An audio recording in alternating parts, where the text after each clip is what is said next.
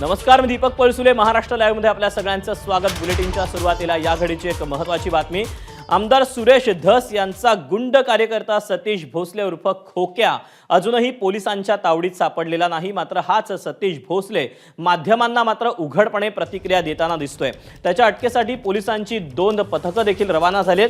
मात्र भोसले अजूनही बोकाटच आहे. मारहाण प्रकरणी त्यानं अटकपूर्व जामिनासाठी अर्ज केला.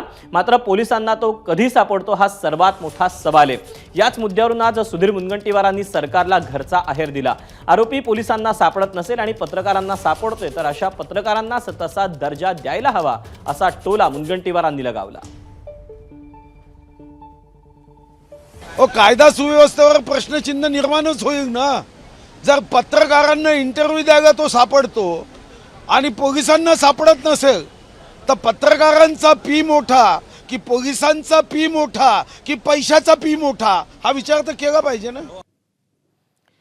या सगळ्या प्रकरणी सतीश भोसले अर्थात खोक्याचे वकील शशिकांत सावंत काय म्हणतात आपण पाहूया.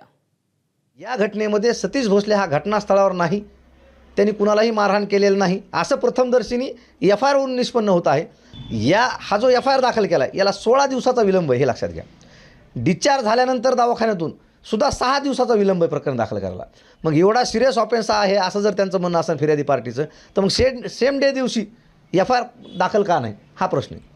त्यानंतर जर मान्य न्यायालयाने त्यांना अटकपूर्व जामीन नाही दिली तर ते स्वतःहून सरेंडर होतात किंवा मान्य न्यायालय तसं कधी कधी त्यांना आदेश देतो की तुम्हाला अटकपूर्व देण्याची परिस्थिती नाही, तुम्ही सरेंडर होऊन जा.